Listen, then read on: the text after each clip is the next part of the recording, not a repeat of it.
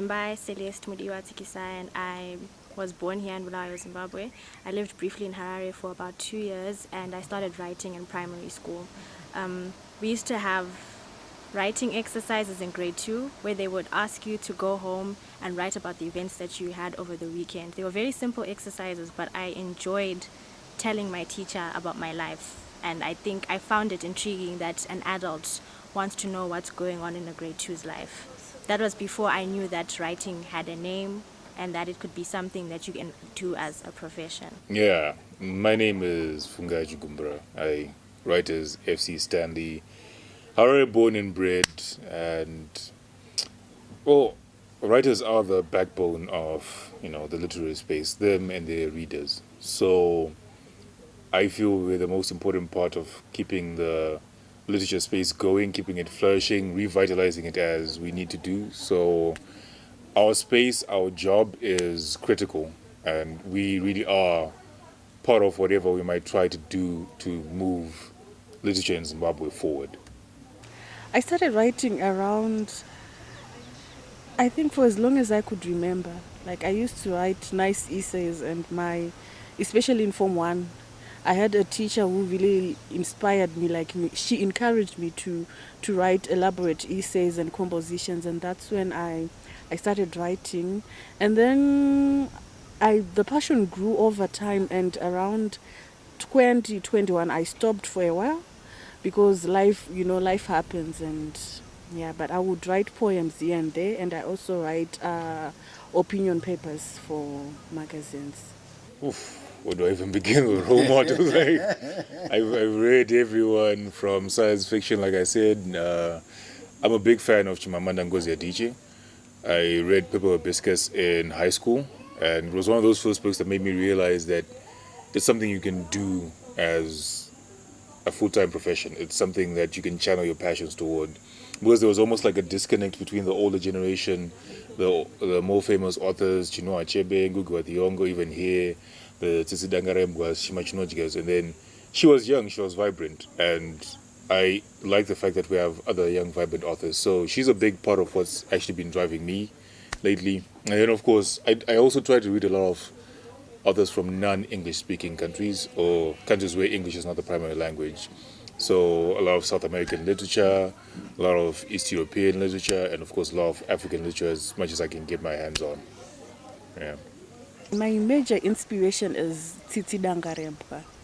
Like, I like the way how she tells Zimbabwean stories without fear and without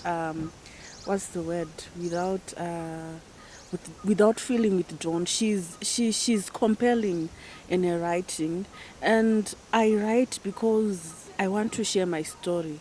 Like, I would love to share my story because I know certain people within my community have also experienced what I have experienced, my own lived experiences and shared experience, what I've observed within my own community. And so I would like to tell stories about that so that people get to understand what it is to be a woman from Mutare, what it is to be a woman who's coming from a place of a lot of tradition and religion. So that's all it is from. I think I discovered Dambudzo when I was about 15, but I couldn't really understand his literature. I was more fascinated with the person than his actual work. So I thought this is someone who really loved their work, someone who was living, breathing, sleeping, dreaming of writing, and that's the kind of person that I want to be. And then I read Nervous Conditions by Tsitsi, and it made me sad in a way because that novel, she wrote it when she was 23 in the 60s, and I'm 23 right now, and there's still no novel, Zimbabwean novel, about a young Zimbabwean woman that lives up to the standard that she wrote. And prior to that, all the books I was reading in high school were about girls who did not look like me. They were about girls from America, girls from the UK, but never about a girl who is trying to balance being Zimbabwean and also having opportunities given to her. Like, what does that do to you as a Zimbabwean writer when you are privileged, but you feel like when you write, it doesn't apply to the whole of Zimbabwe? So I think writing is important because we need all those voices to come together, and we need people to represent different facets of life. When I started writing, I was still a kid. I had read Nancy Drew books and the Hardy Boys books. So around that time, it was just the intrigue and the mystery that is in literature that really appealed to me. At the moment, I'm a huge fan of people such as Ernest Hemingway, who wrote one of my favorite poems, Invictus, and Alexander Dumas. For Alexander Dumas, what really appealed to me was the fact that though the world tried to mask it, he was a black writer, and it really appealed to me that even back then, black writers or people of African descent could actually do great things that are still being recognized today. Writing is activism. That's why I think I look up to the likes of Tsitsi Dangarembga, Petina Gapa, because their writing for me is some form of activism, some form of awareness building, and that's how I take it. The role of the writer is to be that voice that I think we all have inside of us, but that we suppress because of the society we're living in. The writer holds up a mirror to the reader to take a look at yourself without all these things that you have. If you didn't have the privilege that you have, if you didn't have the house that you have, the car that you have, who are you as a person? And to imagine your life in different people's shoes. So when I look at writing, I think of it as time traveling, basically. You can go from here, I can travel back to the 80s, I can travel back to the 90s, I can even travel forward into the future. Because there are some writers who've written ahead. I think Nambudzo was ahead of his time, way too ahead of his time, to a point where if he was writing now, maybe it would be more acceptable and there's a more comfortable community. These days, writers are very unapologetic. They don't care what people think about them. They also have social media, so whenever you feel upset, you can just go there and tweet. Whereas I think in the 80s, there was, aside from censorship that we do have now, obviously, there was censorship and there wasn't any social media. So you would just go crazy with all these thoughts, not being able to really tell your story fully. So the writer does that. The writer is just a mirror for people to look at themselves and also to ask themselves, what am I doing now that I could be doing better? So much untapped potential. Unfortunately, it's just the scene, like most other arts and cultural scenes, is just not where it needs to be. It's not flourishing, unfortunately. But there are lots of talented writers in Zimbabwe. I was with some of them here, and some that I meet all the time, writing great stories, great fiction, or even non-fiction.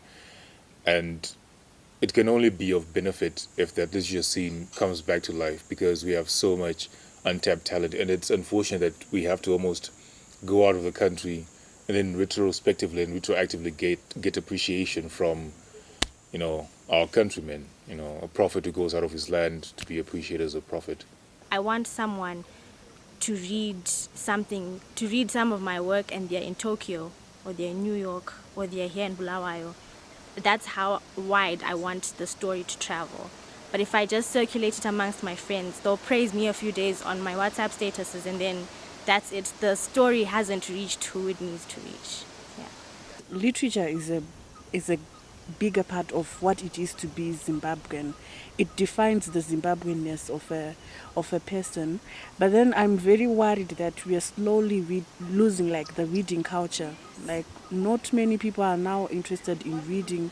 Maybe it's because some of the stories have lost their own authenticity. Some of the stories no longer have that authentic touch. Some of the stories that are being told, I don't really know how to. Zimbabwe right now is bracing itself for a storm when it comes to literature, because there are a lot of young people who are really interested in literature, and quite a number of seasoned writers who are actually in a position to help these people and are willing to do so. The school plays a significant role in socializing young people into adopting a culture of reading. So I think we should do comprehensive outreaches with school outreach programs that even introduce more writing competitions of this nature, maybe, but taking them into school settings, like even primary school students and high school students, like they write stories in their elaborate way as children, in their elaborate way as teenagers. In such a way, they are motivated to continuously read and research and to try to understand what other writers are writing all over them. I personally got my love of reading from primary school.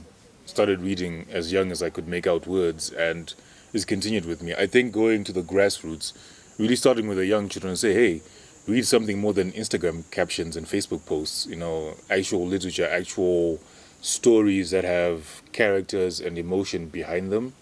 If you start at the grassroots level, if we encourage it at grassroots level, we'll see in the 10, 15 years that are following, a lot of children are just going to love it. The same way that Harry Potter, did so much for literacy. If we start with our own stories and say, here's a little 35-page little booklet that you can read that is a story that you can relate to, and then they graduate, and eventually they love literature, they love stories as much as possible. So reaching out to readers as young as possible, I think, is a key part of really encouraging this to go on perpetually. In grade 7, when I had come back from Harare and I was learning at Bulawayo Convent, I wrote a short story for the Girls' College Literary Prize, and I won honors for that. So that was very encouraging for me. One of the main issues is access to literature and access to those that are willing to teach these young people to love literature. Because if we are going to invest in the future, we have to invest in the young minds. So I believe that there is need for the relevant authorities to invest more into literature, allow knowledge to be distributed fairly, so that young people mainly know exactly what to do if they have a project in mind or a novel they want to publish. As writers, we tend to be solitary creatures. You kind of have to be in order to sit down at your laptop, or if you're still using a typewriter, and then just click at the keys until you have something. But then you're not the only one who's going to be consuming it. Ideally, you're writing for an audience, and you need other writers to kind of sharpen you as well, for you to say, okay, this is what I can maybe use in my story in future. Somebody can tell you something you would not have seen in your own story, elements of it that maybe don't work or maybe could work better. And I think it's critical that writers actually network. This sort of gathering is excellent because it allows people to come together with other writers, and also encourages you, because our literary scene is not easy. I mean, the scene in general is not easy. And to just come together and talk about writing, experience writing, just be immersed in people who love this as much as you do, will give you that bit of a jolt or push that you may not even realize you need. As a writer, I keep to myself. I'm very introverted. I don't go out of my way to seek out new friendships because I think the page is more comfortable. But right now, with the variety of people that I have met, we all have those character traits, but we also have nuggets of gold that you otherwise wouldn't be able to share if we didn't get a chance to meet each other and see each other and talk to each other face to face. So I think it's very important. And also, just to change your technique of writing sometimes, not always write the same way in the same voice, and to be inspired by how people's journeys began. And I was particularly inspired by Bev's story, because when she came, she made a comment about how she felt like she would be the oldest in the group. But to me, it just proved that when you have a dream, you're never too late or too early to pick it up. And if it's something that's in you, it will call you and call you and call you until eventually you answer. Yeah. I think that a writer should have their own identity. Like as writers, we have our own personal identity. Everyone has their story to tell, and they identify with a certain genre, a certain story of history within the Zimbabwean or global context. And also these groupings, it's very important to understand how other writers think and their style of writing. You can actually get motivation to actually adopt their style of writing in your own work. So it's very important that we have networks such as these ones to also encourage each other, to just know that there are many people out there who have a story to tell.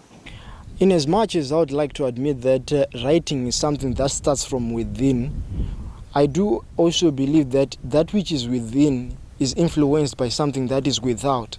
So there is need for more conventions and more gatherings of writers, things like that, so that the word can get out there that if one considers to pursue writing as a career, they need to know that they can and they will actually succeed in it. To writers, I just want to say, just be authentic to yourself, just be true to yourself. Your story might mean something to someone, and make sure that your story is a reflection of your hopes, your dreams, and your aspirations. That's just it. Don't think so much about your IQ. Don't make it seem to be a thing of only smart people write, only people with degrees write. Anyone who has a story can write. Anyone who has a story to tell can write, because the people that we live with on a day-to-day basis are living their stories. They don't have the words to express those stories. You might have those words. So you should just write about that, and your audience will always be there, because there's so many motivational authors out there. There's so many self-help books. So it's pointless for all of us to want to be that kind of writer.